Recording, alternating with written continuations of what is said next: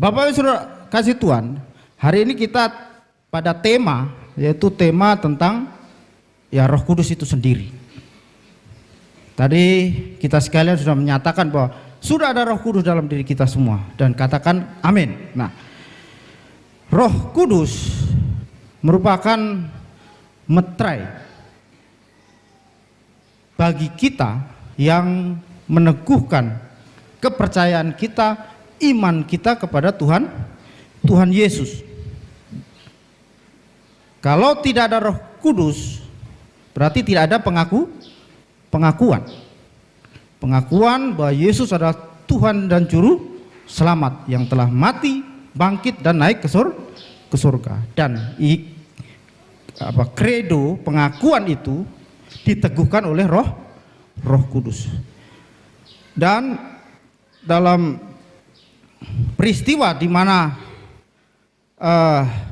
Tuhan Yesus mau dibaptis oleh Yohanes, Yohanes pun mengatakan bahwa aku membaptis kamu dengan air, tetapi ia akan membaptis kamu dengan Roh Kudus. Itu sebagai tanda, memang sebagai bukti peneguhan iman kepercayaan kita kepada Tuhan Yesus. Dan sebelum Yesus naik ke surga, itu pun Yesus mengingatkan kepada muridnya. Dalam Kisah Para Rasul pasal 1 ayat 5, Yesus berkata, sebab Yohanes membaptis dengan air, tetapi tidak lama lagi kamu akan dibaptis dengan Roh Kudus. Nah, jadi Yesus mengingatkan kembali bahwa kepada murid-muridnya bahwa Roh Kuduslah yang akan meneguhkan kamu, meneguhkan iman kamu kepada Yesus itu sendiri, kepada dirinya yang akan naik ke surga. Nah, Bapak Ibu Saudara kasih Tuhan, kita akan belajar ya mungkin dari hamba-hamba Tuhan yang lain, ataupun kita juga, apalagi sekarang perkembangan zaman ya, kita bisa belajar tentang sejarah Pentakosta. Nah,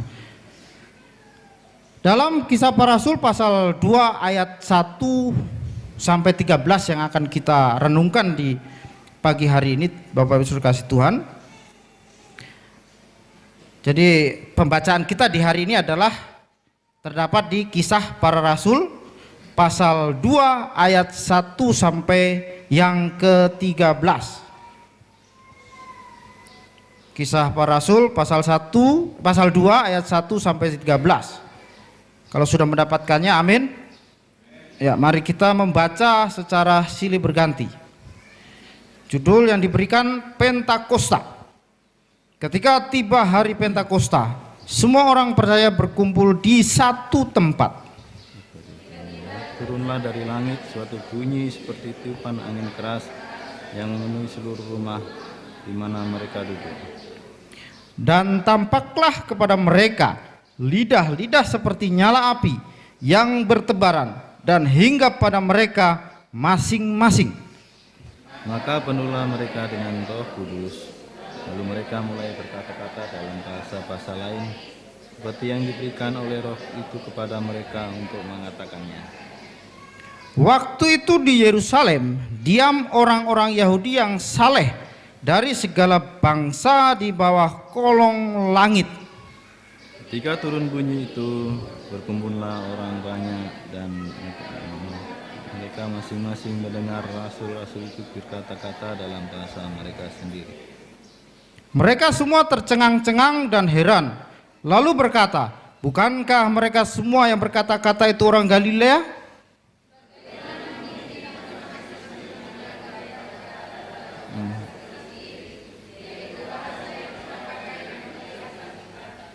Kita orang Partia, Media, Elam, penduduk Mesopotamia, Yudea dan Kapadokia, Pontus dan Asia, Frigia dan Pamfilia, Mesir dan daerah Libya yang berdekatan dengan Kirene, pendatang-pendatang dari Roma.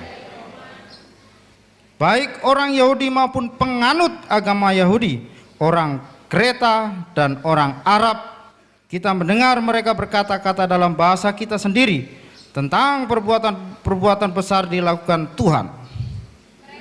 Ini tercengang-cengang dan sangat termangu-mangu pada yang lain. Apakah artinya ini? Tetapi orang lain menyindir, mereka sedang mabuk oleh anggur manis. Ya, Bapak Ibu sudah kasih Tuhan, seperti yang saya katakan tadi bahwa peristiwa Pentakosta ini merupakan masih bagian seri kelanjutan dari peristiwa keselamatan yang diberikan kepada umat manusia, bahwa Roh Kudus adalah sebagai jaminan peneguh meterai bagi pengakuan kita terhadap Yesus sebagai Tuhan dan Juru Selamat. Nah, kita akan membahas tentang apa itu Pentakosta. Mungkin Bapak Ibu sudah kasih tahu, tapi saya akan menyampaikan lagi apa itu Pentakosta.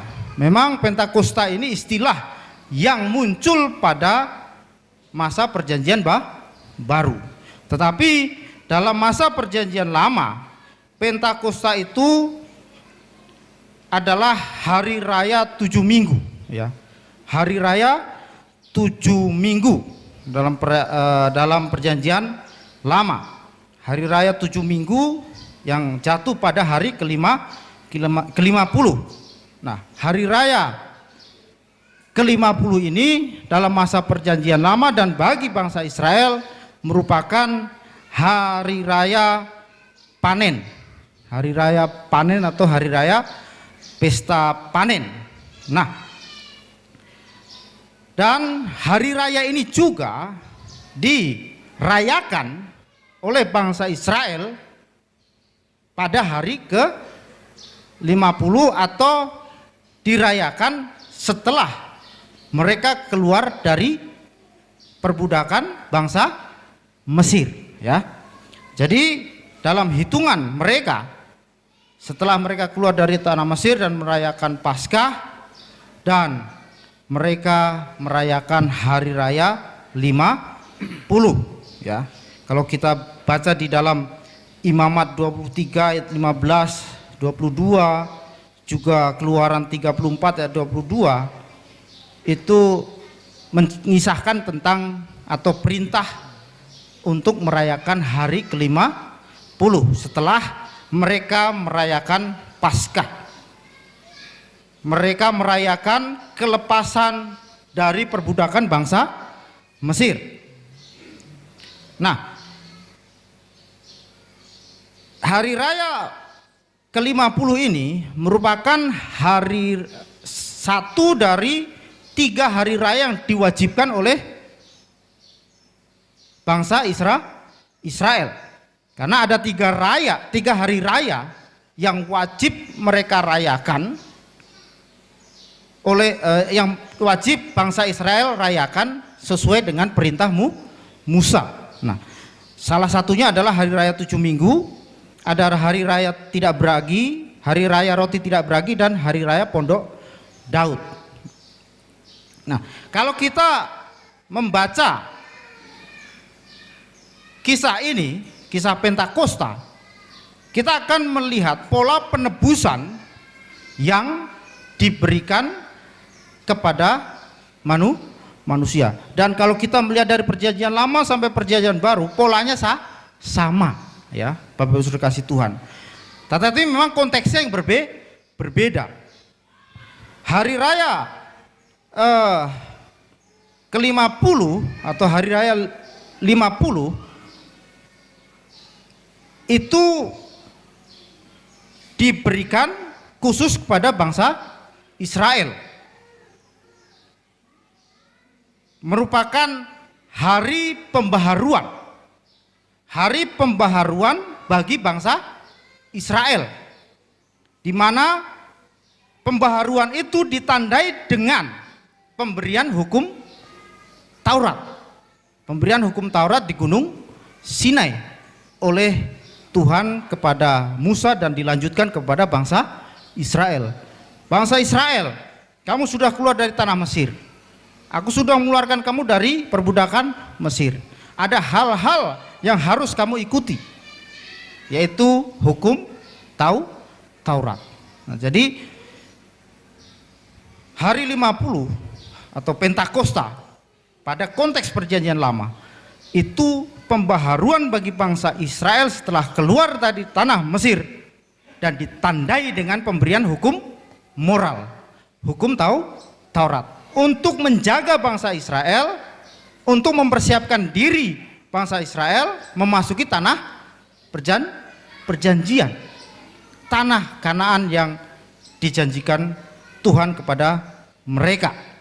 Nah, Pentakosta atau hari 50, hari raya 50 pada masa perjanjian baru itu juga bermakna hari raya pembaharuan.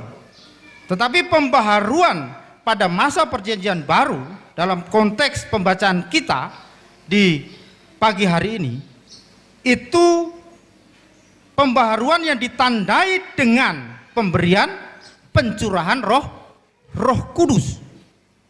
Roh Kudus dicurahkan kepada murid-murid dan berlaku juga kepada orang-orang yang percaya. Pembaharuan dengan ditandai pencurahan Roh Kudus, pencurahan Roh Kudus untuk membaharui iman, kepercayaan murid-murid dan kita pada saat ini untuk percaya kepada Tuhan Yesus, pembaharuan hidup. Jadi kalau kita belajar pola penebusan baik PL maupun perjanjian baru itu sama, hanya beda konteks. Kalau di dalam perjanjian lama itu berlaku hanya untuk bangsa Israel, tetapi dalam perjanjian baru itu berlaku bukan hanya untuk bangsa Israel tetapi juga seluruh umat manusia. Karena dalam perayaan Pentakosta yang kita baca di pagi hari ini, konteks tempat di mana pencurahan Roh Kudus itu juga berada di dalam kota Yerusalem. Kenapa Roh Kudus harus turun pada hari raya Pentakosta, pada hari raya? Karena memang itu wajib bagi bangsa Israel untuk datang ke Yerusalem. Maksudnya orang-orang Yahudi wajib ke Yerusalem untuk merayakan hari raya. Bisa dikatakan mereka mudik atau pulang kampung. Ya, kalau kita membaca tadi bahwa mereka itu tersebar dari seluruh penjuru yang ada di yang tersebar di seluruh wilayah, pokoknya daerah sana lah, daerah Israel dan sekitarnya. Karena memang bangsa Israel bukan hanya ada di Yerusalem pada waktu itu, mereka juga ada orang-orang Yahudi yang diaspora. Jadi pada hari raya tertentu mereka pasti kumpul bersama-sama di Yerusalem. Jadi Tuhan menentukan pencurahan Roh Kudus itu tepat pada waktunya dan menurut rencana Tuhan. Jadi pada waktu Pentakosta, pada waktu murid-murid menantikan janji bahwa Roh Kudus akan turun kepada kamu dan kamu akan menjadi saksiku, sebenarnya mereka juga tidak tahu kapan waktunya. Jadi mereka hanya menanti-nanti, terus dicatat di dalam Alkitab Kisah Para Rasul 2, mereka bertekun dalam doa terus memilih pengganti Yudas. Dan pas pada hari raya mereka berkumpul dengan orang-orang Yahudi lainnya, dan disitulah Tuhan menyatakan Roh Kudus, mencurahkan Roh Kudus agar murid-muridnya semakin diteguhkan, dan juga orang-orang Yahudi yang tersebar yang datang di Yerusalem, tempat pusat penyembahan bangsa Israel, melihat penyataan Roh Kudus itu, pencurahan Roh Kudus. Jadi bukan kebetulan Tuhan sudah merencanakan itu. Dalam keadaan, dalam posisi hari raya di mana bangsa Israel berkumpul beribadah di situ, Tuhan mencurahkan Roh Kudus. Perencanaan yang sungguh indah, Bapak Ibu kasih Tuhan. Memang orang Yahudi yang harus melihat pencurahan Roh Kudus itu terlebih dahulu, dan nanti bangsa-bangsa lain akan menikmati akan hal itu. Nah, jadi Bapak Ibu kasih Tuhan, kembali ke pola penebusan perjanjian lama, baik perjanjian lama atau Pentakosta perjanjian baru, itu sama. Intinya adalah pembaharuan. Bukan hanya patokannya kepada bahwa bangsa Israel keluar dari tanah Mesir terus mendapatkan hukum Taurat. Pada masa zaman Nuh juga, berapa hari Nuh dengan segala rupa binatangnya dan juga anak dan istrinya, berapa hari mereka terapung-apung di air bah itu? Selama 40 hari 40 malam. Nah, setelah surut dan turun 10 hari setelah surut dan turun di Keluaran, di Kejadian dikatakan bahwa setelah mereka turun dari Bahtera, mereka membuat mezbah dan ada janji pembaharuan terhadap kepada Nuh dan kepada bumi. Nah, kita bisa baca di Kejadian pasal 8. Kejadian pasal 8 ayat 20 sampai 22.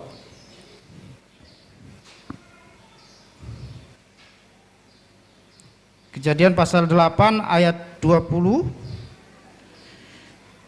sampai 22. Lalu Nuh mendirikan mezbah bagi Tuhan dari segala binatang yang tidak haram dan dari segala burung yang tidak haram.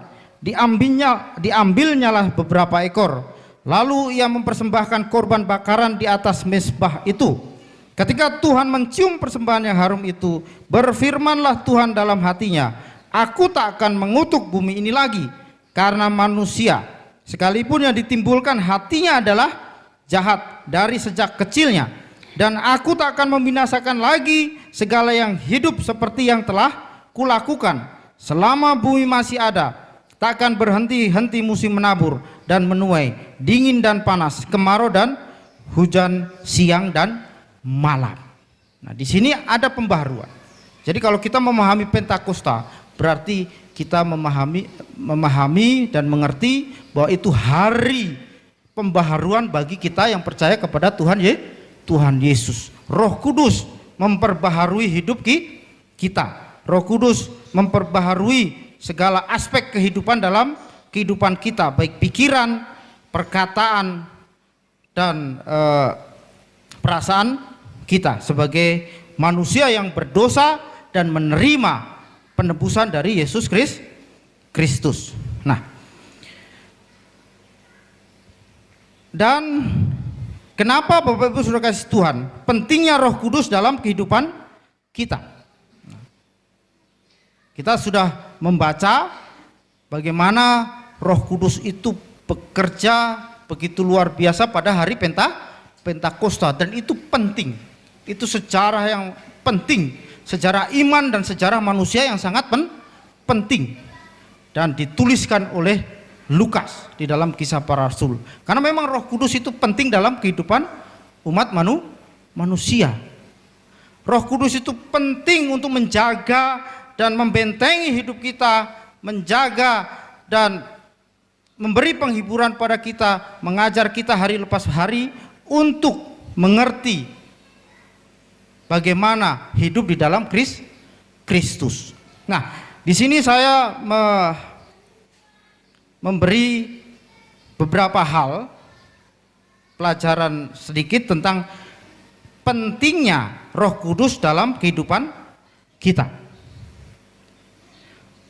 Yang pertama adalah Roh Kudus mengajar kita kepada jalan menurut kehendak Tuhan atau jalan kebenaran. Mari kita buka di Mazmur 143 ayat 10. Kepentingan Roh Kudus dalam kehidupan kita, yaitu mengajar kita kepada jalan menurut kehendak Tuhan atau jalan kebenaran. Mazmur 143 ayat 10. Sudah mendapatkannya? Mazmur 143 ayat 10 dikatakan, ajarlah aku melakukan kehendak-Mu, sebab Engkaulah Tuhanku. Kiranya roh-Mu yang baik itu menuntun aku di tanah yang rata.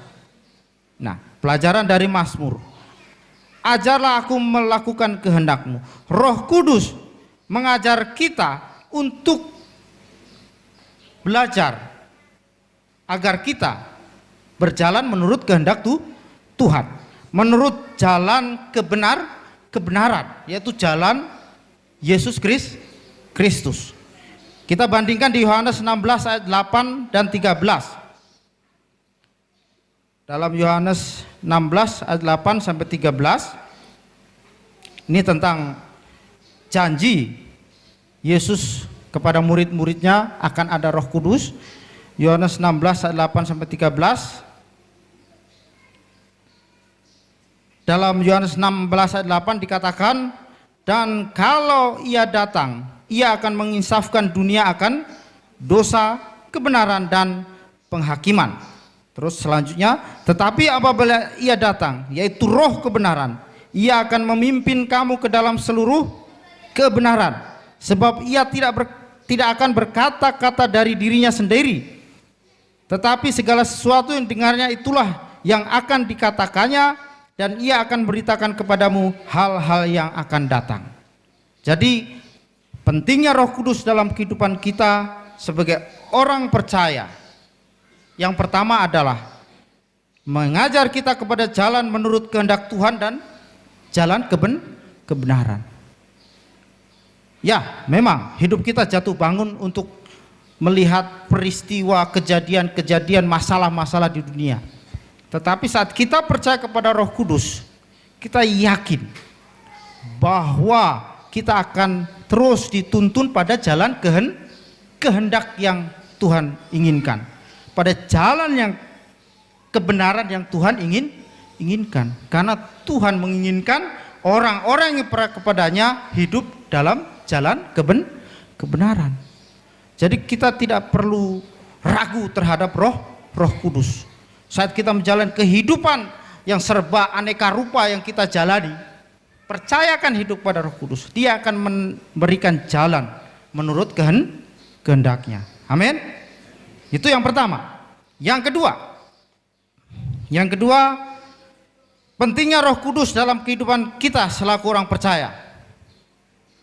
Menjadi saksi tentang jalan kebenaran.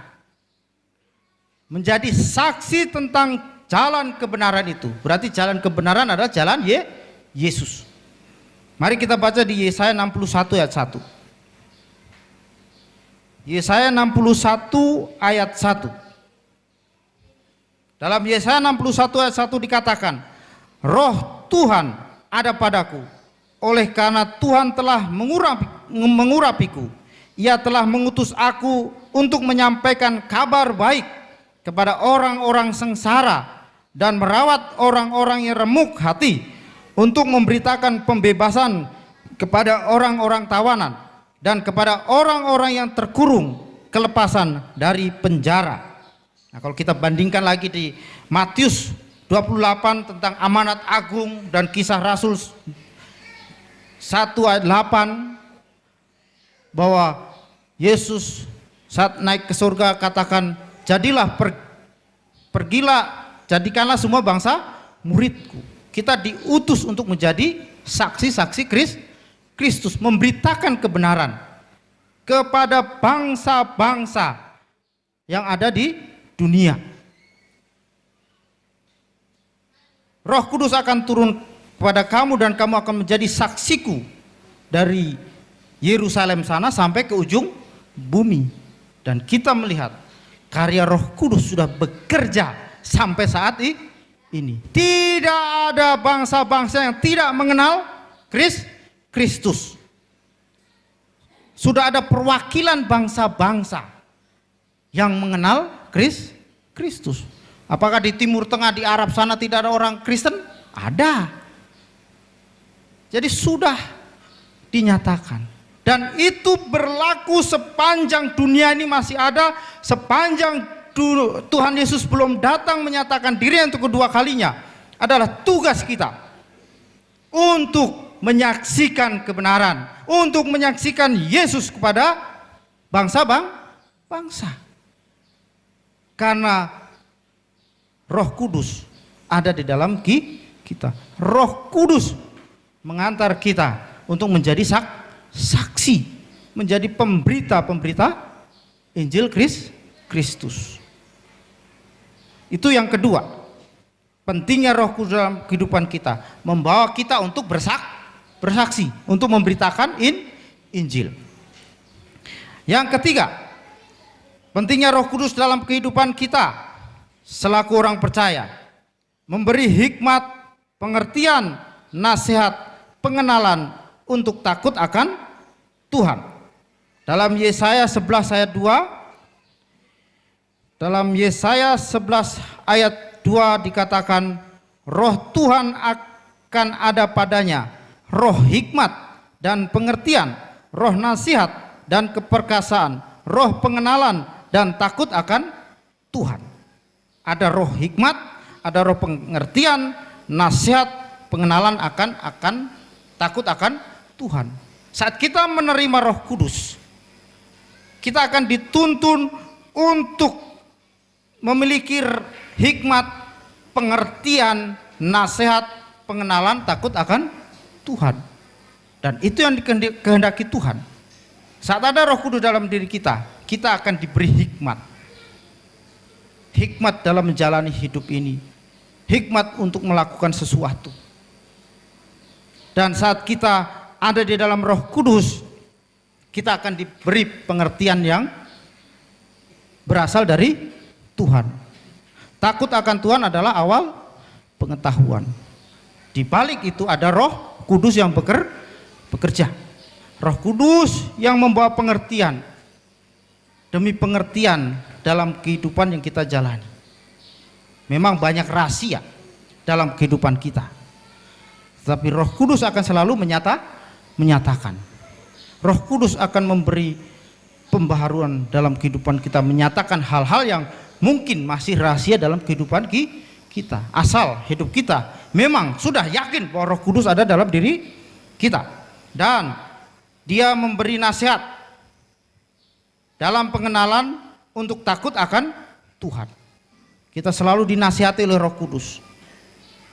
Nah, nasihat Roh Kudus itu ada di dalam Alkitab. Saat kita membaca Alkitab dengan sungguh-sungguh, mungkin rutinkah atau tidak rutinkah, ada nasihat yang selalu Roh Kudus nyatakan dalam diri kita. Bahkan saat kita menjalani kehidupan, kita selalu diingatkan untuk tidak melakukan hal yang mungkin bertentangan dengan kehendak Tuhan.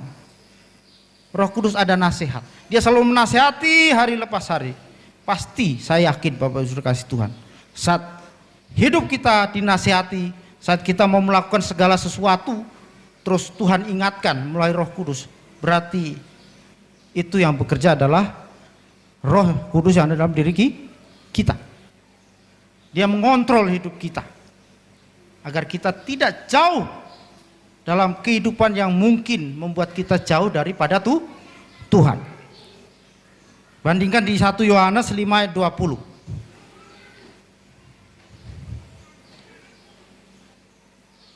Dalam 1 Yohanes 5 ayat 20 dikatakan, akan tetapi kita tahu bahwa anak Allah, anak Tuhan telah datang dan telah mengaruniakan pengertian kepada kita, supaya kita mengenal yang benar, dan kita ada di dalam yang benar, di dalam anaknya Yesus Kristus. Dia adalah Tuhan yang benar dan hidup yang kekal. Di dalam anak Tuhan ada Roh Kudus. Anak Tuhan itu Yesus Roh Kudus itu adalah Tuhan sendiri yang membimbing kepada, mengaruniakan pengertian kepada kita untuk mengenal yang benar dan hidup di dalam yang benar dan berkelimpahan untuk menikmati hidup yang kekal di masa yang akan datang. Jadi yang ketiga, Roh Kudus memberi hikmat pengertian, nasihat, pengenalan untuk takut akan Tuhan. Pentingnya Roh Kudus yang keempat, selanjutnya Bapak Ibu kasih Tuhan. Pentingnya Roh Kudus yang keempat adalah membedakan roh. Di sini ada pengajaran sehat, ada pengajaran tidak sehat. Ya, Roh Kudus yang akan memberikan hikmat untuk kita umat Tuhan bisa membedakan, oh ini pengajaran sehat atau ini pengajaran tidak sehat. Oh ini berasal dari Tuhan dan berasal bukan dari Tuhan. Nah, dalam 1 Yohanes 4 ayat 1, dalam Yohanes 4 ayat 1 dikatakan, saudara-saudaraku yang kekasih, janganlah percaya akan setiap roh, tetapi ujilah roh-roh itu apakah mereka berasal dari Tuhan, sebab banyak nabi-nabi palsu yang telah muncul dan pergi ke seluruh dunia. Jadi memang sudah dinubuatkan bahwa ada nabi-nabi palsu, ada pengajar-pengajar tidak sehat di dalam komunitas persekutuan di dalam Kristus. Makanya kita sebagai orang yang percaya Kristus dan percaya dengan peneguhan Roh Kudus, kita diberi hikmat untuk bisa membedakan mana pengajaran yang benar, mana pengajaran yang tidak benar, mana yang sehat, mana yang tidak sehat. Ya, karena kita tahu Bapak Ibu kasih Tuhan, di dalam kekristenan mungkin di luar kita sering mendengar, oh di sana begini, di sini begitu dan sebagainya begitu. Ya jangan langsung menghakimi, tetapi ujilah terlebih dahulu. Kalau memang itu tidak bicara pada Roh Kudus, kalau memang itu tidak benar dan itu tidak sehat, baru kita bisa berbicara. Tetapi segala sesuatu harus diuji. Roh Kudus mengajarkan segala sesuatu harus diuji.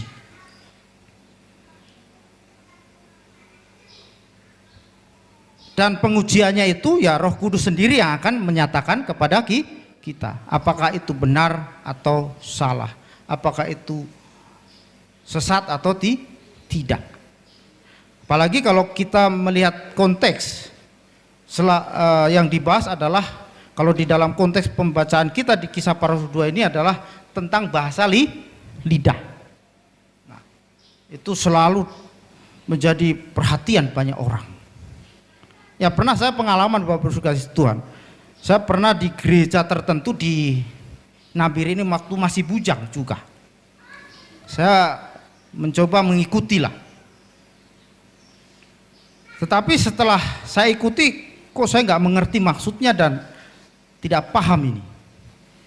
Dengan ramenya begini dan begitu bahasa yang mereka ucapkan, dan saya tidak mengerti, akhirnya saya minta undur, saya pulang daripada saya tidak mengerti.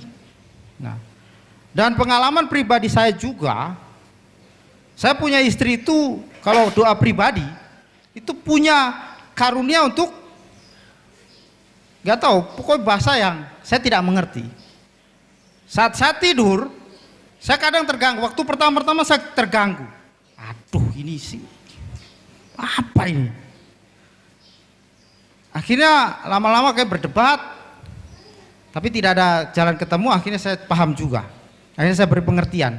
Kalau itu untuk membangun dirimu sendiri, silahkan. Karena memang tujuannya adalah itu. Tetapi kalau di kumpulan umum, harus ada penerjemah, harus ada yang bisa mengartikan. Dan itu menjadi masalah.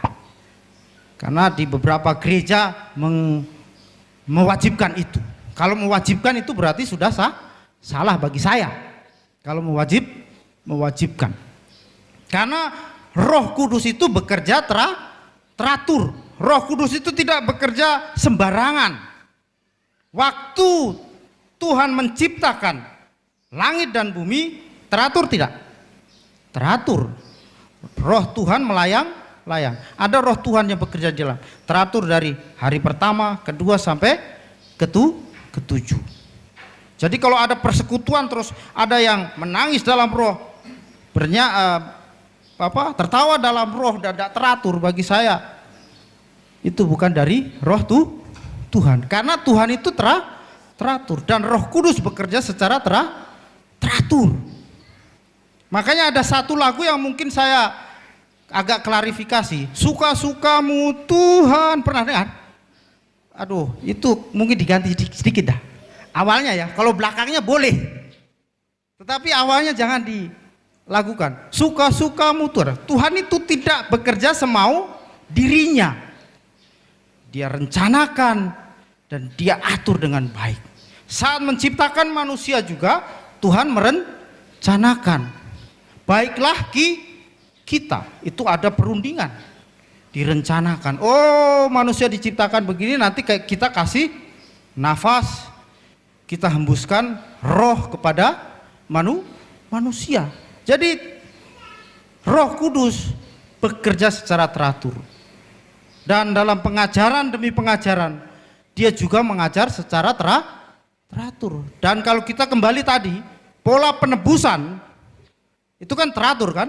Dari perjanjian lama dan perjanjian baru mengikuti pola yang sama.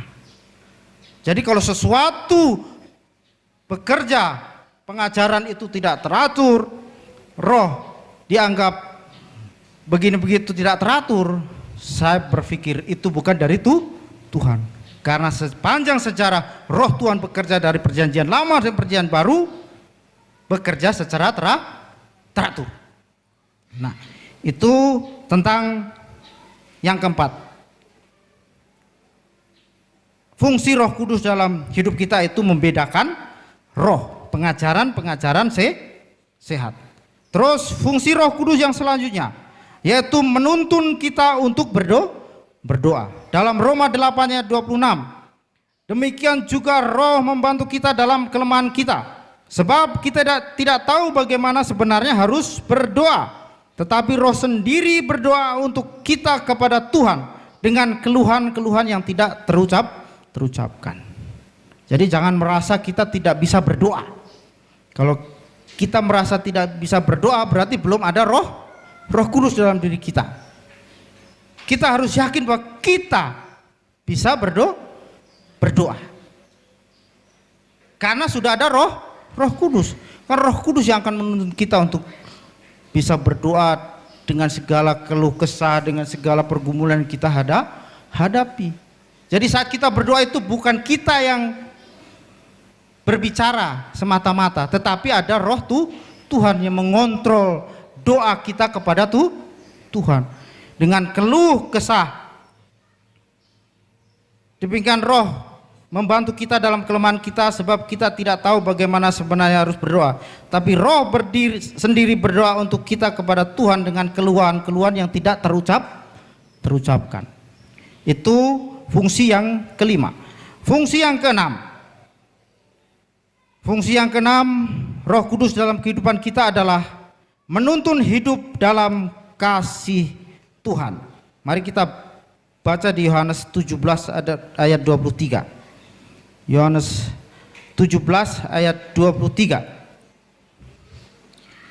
Aku di dalam mereka dan engkau di dalam aku, supaya mereka sempurna menjadi satu, agar dunia tahu bahwa engkau yang telah mengutus aku dan bahwa engkau mengasihi mereka sama seperti engkau mengasihi aku. Ini ada kasih. Dalam Roh Kudus kita dituntun hidup dalam kasih, mengasihi sesama, mengasihi, bahkan mengasihi musuh. Dalam hukum kasih, kasihilah Tuhan Allahmu, kasihilah sesamamu, tapi Tuhan tambahkan, kasihilah musuhmu. Hidup di dalam kasih berarti itu hidup orang-orang yang dipimpin oleh Roh Kudus. Hidup di dalam kasih, persekutuan kasih, Roh Kudus itu bekerja dalam kehidupan orang percaya. Setelah pencurahan Roh Kudus, Petrus menobatkan 3.000 jiwa. Bukan Petrus, maaf, Tuhan yang menobatkan 3.000 jiwa melalui khotbah Petrus. Setelah itu jemaat pertama berkumpul dalam satu pengajaran persekutuan, dalam satu kasih. Ada kasih persaudaraan yang luar biasa kalau kita baca di jemaat pertama. Tidak ada yang merasa kaya, tidak ada yang merasa miskin, tidak ada yang merasa ini lebih tinggi atau lebih rendah. Semuanya hidup dalam kasih. Maaf, bukan komunitas komunis ya, tapi komunitas dalam persekutuan Roh Kudus.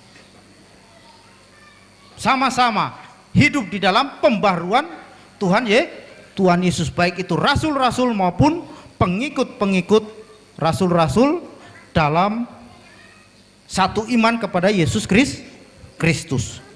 Jadi Bapak Ibu Saudara kasih Tuhan, apa yang bisa kita simpulkan dari Pentakosta? Dari Pentakosta atau hari pencurahan Roh Kudus, Pentakosta merupakan visi dan misi Tuhan kepada komunitas manusia yang dipersatukan oleh Roh Tuhan. Dalam konteks perjanjian lama, komunitas itu ditujukan kepada bangsa Israel. Tetapi dalam perjanjian baru, komunitas bukan hanya kepada bangsa Israel, tetapi kepada seluruh bangsa. Karena dari pencurahan Roh Kudus itu menyebar pekabar Injil. Injil diberitakan kepada bangsa. Dalam perjanjian baru, komunitas seluruh bangsa yang percaya Tuhan Yesus, di mana komunitas kehidupan pengikut Kristus dipersatukan oleh Roh Kudus dalam kasih Yesus Kristus, atau gereja Tuhan yang teratur, gereja Tuhan yang sehat. Jadi dalam Pentakosta, Tuhan mau memperbaharui komunitas di dalam Tuhan agar menjadi gereja yang sehat, persekutuan yang sehat, gereja yang teratur atau persekutuan yang teratur. Hidup menurut kehendak dan jalan kebenaran Tuhan, menjadi saksi Injil, hidup dalam hikmat pengetahuan, pengertian dan nasihat dalam takut akan Tuhan, hidup dalam pengajaran sehat, hidup dan doa, dan hidup dalam kasih Tuhan, mengasihi Tuhan dan sesama. Itu intinya pembaharuan komunitas. Nah, kita sebagai komunitas di dalam Tuhan, gereja yang diharapkan memiliki gereja yang sehat dan teratur. Kalau kita mau menjadi komunitas di dalam Kristus, gereja yang sehat dan teratur, berarti kita harus bersatu di dalam Roh Kudus. Makanya tadi saya awal katakan, Bapak Ibu Saudara kasih Tuhan, sudah ada Roh Kudus dalam hidup kita? Katakan amin. Berarti itu tanggung jawab kita. Mari kita menjadikan komunitas kita yang ada di sini menjadi komunitas yang sehat dan teratur, sehingga saat komunitas kita menjadi komunitas yang sehat dan teratur, kita akan menjadi saksi bagi orang-orang sebelah kita, dan mereka akan melihat Kristus dalam komunitas kita. Amin. Dan pada saatnya mereka juga akan mendapatkan pembaharuan dalam Roh Kudus. Amin. Ya, jadi Bapak Ibu Saudara kasih Tuhan, hari ini kita